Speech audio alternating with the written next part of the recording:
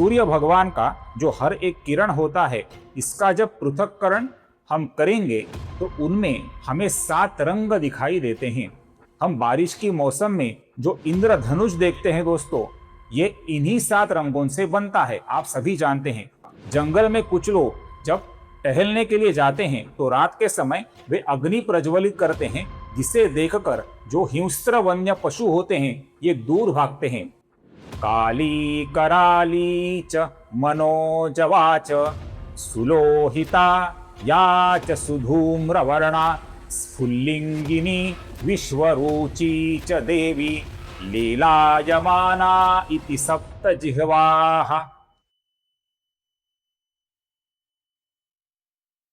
नमस्कार दोस्तों, पिछले कुछ वीडियो के माध्यम से हम श्री विष्णु सहस्रनाम शुद्ध उच्चारण एवं संक्षिप्त हिंदी अर्थों का अध्ययन कर रहे हैं। विष्णु सहस्रनाम कैसे पढ़े और समझें, इसका हम इस मालिका में विचार कर रहे हैं और इस मालिका का आज का हमारा श्लोक क्रमांक 89 श्लोक 89 का वीडियो है। आज के वीडियो को शुरुआत करने से पहले हमेशा की तरह आप सभी दर्शकों से मेरी विनम्र विनती है कि कृपया इस वीडियो को स्किप किए बिना या फास्ट फॉरवर्ड किए बिना अंत तक जरूर देखिए। दोस्तों, इस वीडियो में भी आपको बहुत ही महत्वपूर्ण और रोचक जानकारी मैं देने वाला हूं। किधर भी मत जाइए, वीडियो में अंत तक मेरे साथ बने रहिए दोस्तों। तो चलिए वीडियो को शुरुआत करते हैं। आज का हमारा श्लोक है श्लोक क्रमांक 89 श्लोक 89 और ये श्लोक इस प्रकार है। सहस्रार्चिः सप्तजिह्वः सप्तैधाः सप्तवाहनः अमूर्तिः अनघः अचिन्त्यः भयकृत भयनाशनः। अब यहाँ पर ध्यान से देखिए, सर्वप्रथम नाम है सहस्रार्चिः। ये स्त्री वाला स्त्र नहीं है, ये स्र है, स और र। ये स्र है, सहस्रार्चिः। इस विसर्ग का आगे स आने के कारण हम अपूर्ण स ऐसा उच्चारण करते हैं। ये ची ह्रस्व है। फिर नाम है सप्तजिह्वाः। इसमें ह पहले है, वो बाद में है। बहुत लोग इसका गलत उच्चारण करते हैं दोस्तों। जिह्वाः वह ऐसा उच्चारण वे करते हैं जो कि पूर्णतया गलत है। इसका सही उच्चारण है पहले ह फिर वो। जिह्वाः जिह्वाः। एक तो आप जिह्वः बोलिए या जिह्वाः बोलिए, ये सप्त जिह्वाः है।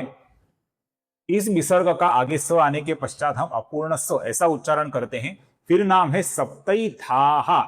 आकार को विसर्ग है, ये सप्तैधाः नहीं है, सप्तैधाः है। और फिर नाम है सप्तवाहनः।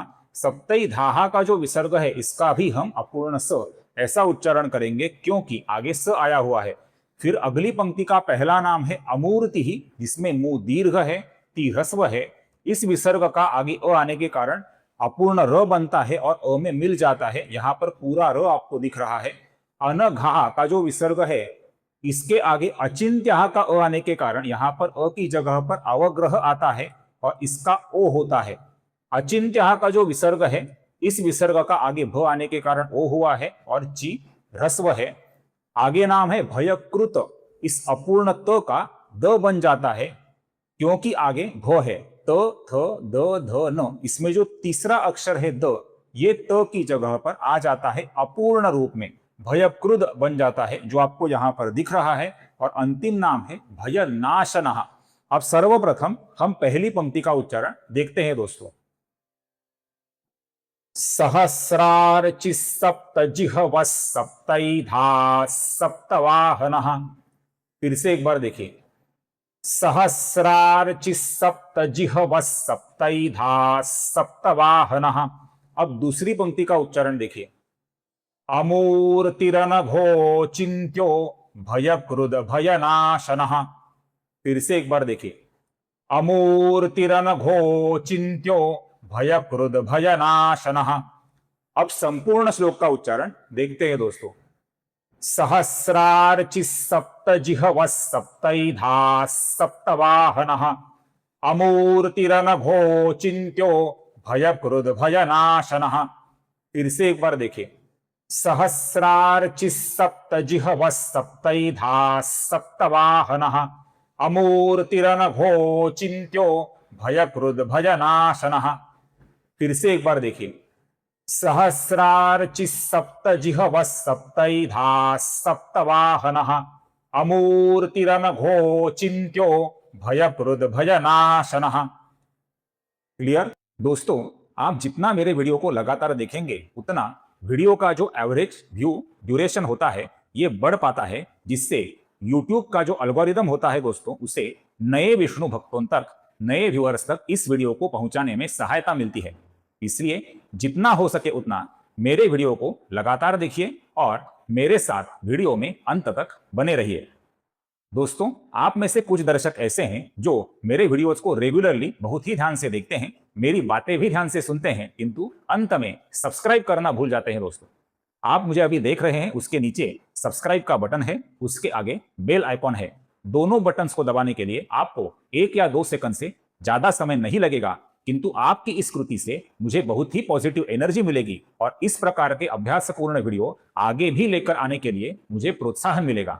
इसलिए ध्यान से सब्सक्राइब का बटन दबाइए और आगे का बेल आइकॉन भी ध्यान से प्रेस कीजिए। दोस्तों, धन्यवाद। अब हम इन नामों के हिंदी अर्थों का संक्षेप में विचार करते हैं। तो ये जो श्लोक है दोस्तों, इसमें कुल 2 नाम ऐसे हैं जो नारायण के सूर्य रूप के लिए आए हुए नाम हैं, और बाकी के जो नाम है दोस्तों ये नारायण के अग्नि रूप के लिए आए हुए नाम है। दोस्तों, तो सूर्य भगवान के लिए जो नाम आए हैं दोस्तों, इनमें जो पहला नाम है यह है सहस्रार्ची। इसका अर्थ है हजारों किरणों वाले भगवान सूर्यदेव। दूसरा नाम है सप्तवाहनः। इसका अर्थ है सूर्य भगवान का जो रथ होता है उसको 7 घोड़े होते हैं, 7 अश्व होते हैं, ऐसा वर्णन हमें पढ़ने को मिलता है। ये घोड़े क्या है दोस्तों, ये घोड़े कौन हैं? सूर्य भगवान का जो हर एक किरण होता है इसका जब पृथक्करण हम करेंगे तो उनमें हमें 7 रंग दिखाई देते हैं। हम बारिश की मौसम में जो इंद्रधनुष देखते हैं दोस्तों, ये इन्हीं 7 रंगों से बनता है। आप सभी जानते हैं ये रंग कौन से होते हैं? Violet, Indigo, blue, green, yellow, orange और रेड, जिसे विबग्योर ऐसा भी कहा जाता है। तो इनमें से हर एक रंग है ये मानो सूर्य भगवान के रथ का घोड़ा है, ऐसा माना जाता है। इसलिए सूर्य भगवान को सप्तवाहनः इस नाम से संबोधित किया जाता है। बाकी के जो नाम है दोस्तों ये अग्नि रूप के लिए आए हुए नाम है। इनमें पहला नाम है सप्तजिह्वः। अग्निदेव का जो वर्णन हमें पुराणों में, वेदों में, शास्त्रों में पढ़ने को मिलता है उसमें अग्निदेव को 2 मस्तक वाला कहा गया है, और 2 मस्तक वाले अग्निदेव को कुल 7 जिह्वाएं होती हैं, जिह्वाएं होती हैं, ऐसा वर्णन हमें पढ़ने को मिलता है। इनके नाम क्या है दोस्तों, इसके बारे में एक श्लोक है।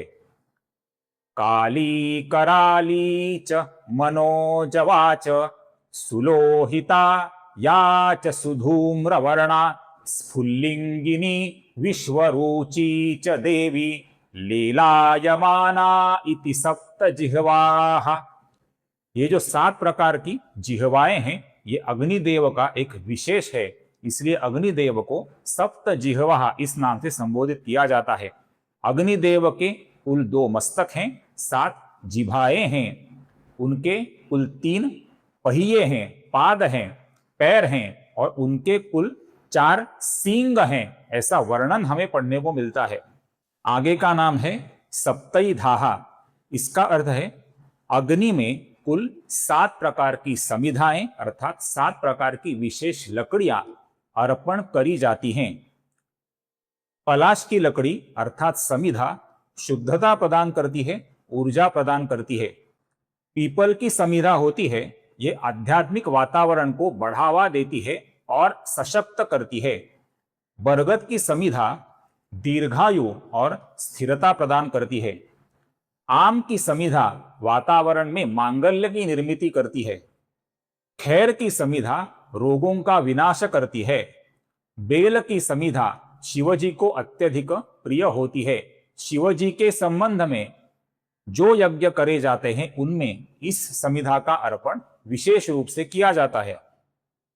और शमी की जो समिधा होती है दोस्तों, ये पापों का विनाश करती है। इस प्रकार की पलाश, पीपल, बरगद, आम, खैर, बेल और शमी, ये 7 समिधाएं हैं, उनके बारे में यह नाम है सप्तैधाः। आगे का नाम है अमूर्ति ही। इसका अर्थ है जिनका कोई भौतिक आकार नहीं होता, उन अग्निदेव को कहा जाता है अमूर्ति ही। आप जानते हैं अग्नि विभिन्न आकार की होती है। जंगल में फैलते जाने वाला अग्नि का एक रूप होता है। जंगल में हम जिसे सीमित रूप में बनाते हैं, ये एक अग्नि का रूप होता है। अपने हृदय के अंदर जो स्पंदनों की निर्मित होती है, ये भी एक प्रकार का अग्नि है। अपने पेट में जो जठराग्नि होता है, ये भी एक तरीके का अग्नि होता है। अपने दिमाग में जो विचारों की निर्मित होती है, ये भी एक तरह का अग्नि ही है दोस्तों। इस प्रकार अग्नि का कोई एक विशेष रूप नहीं है, इसलिए उसे कहा जाता है अमूर्ति ही। आगे का नाम है अनघः। अग्नि पापों और दोषों से मुक्त होता है और उसमें प्रवेश करने वाली हर एक वस्तु के दोष को भी ये दूर करता है, पापों का विनाश करता है, इसलिए अग्नि को अनघः कहा जाता है। आगे का नाम है अचिंत्यः। हमने अभी अभी जो अग्नि के विभिन्न प्रकार देखे, ये सभी प्रकार हमारी सोच और कल्पना से परे होते हैं। अग्नि के और भी विभिन्न प्रकार है दोस्तों। अग्नि का जो वास्तविक रूप है, ये हमारी दृष्टि के सामने जो दिखता है उससे कई अधिक है। अग्नि का वास्तविक रूप हमारी सोच और कल्पना से परे होने के कारण इसे अचिंत्यः कहा जाता है। और अंतिम दो नाम हैं भयकृत और भयनाशनः।